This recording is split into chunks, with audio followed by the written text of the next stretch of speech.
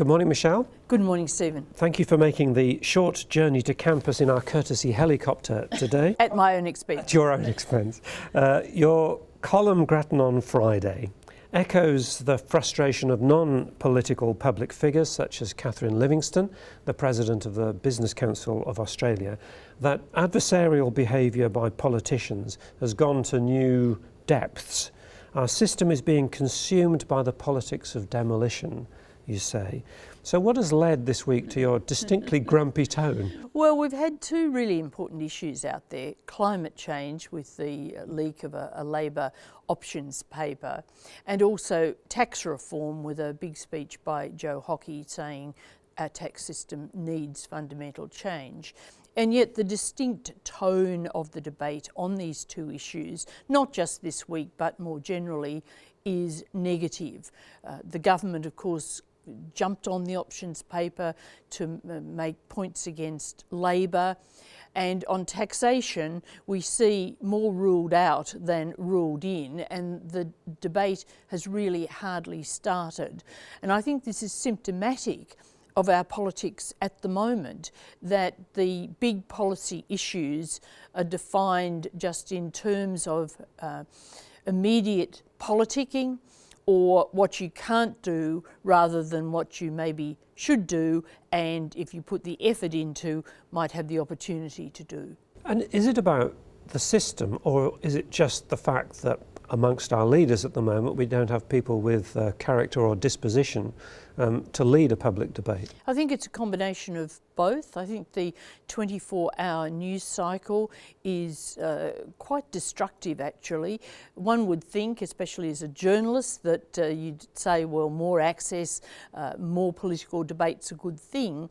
But in fact, it can be too much and turn into a bad thing, because people are really just scoring points, and the negative stories are always the ones that are getting the dominant coverage. But also, I think our leaders are not into really positive and groundbreaking politics at the moment. Tony Abbott had, of course, a great deal of success playing negative politics. It helped get him to power. He's now concerned with his own position after going through a very bad period late last year, early this year. So he's also very cautious. And Bill Shorten, I think, has thought, well, the way Tony Abbott got there might be the way I get there, just by emphasising the problems of the government rather than being more positive. So a combination of these things has put us into this phase. And you referred to the 24-hour news cycle. Australia at federal level also has only 3-year parliamentary terms. I'm wondering about the combination of the two. Is it leading us always to be in an election campaign mode now? I think it's not just the 3-year cycle, but I think certainly the 3-year cycle contributes to that. Now, a few years ago, there used to be a lot of talk about getting a 4-year term, and we have that in most states. But I think that people have become now so distrustful of politicians, so critical of them, so often disgusted with them, frankly, that to move to a 4-year cycle federally wouldn't be a very popular move, because people seem to want the opportunity to vote against the government, whatever it is, on every possible occasion, as often as possible. Well, I'm possibly lowering the tone myself by bringing up the Bronwyn Bishop helicopter flight topic, but as is known, at public expense, although she's now repaying it, she commissioned a helicopter to take her to Geelong for a Liberal Party fundraising event. And the comments from other politicians have been that to concede that it's within the rules. And it strikes me that members of the public might be surprised that it's within the rules that taxpayer funds can be used to attend a fundraising event for your own party. What's your view on this?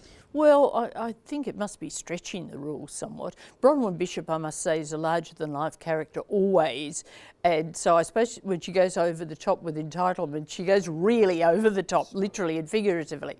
But I do think that what was she thinking, you'd have to ask, and are her staff so frightened of her that they don't say, Speaker, I think you might get into a bit of trouble when this comes out? Because the point is, it does come out.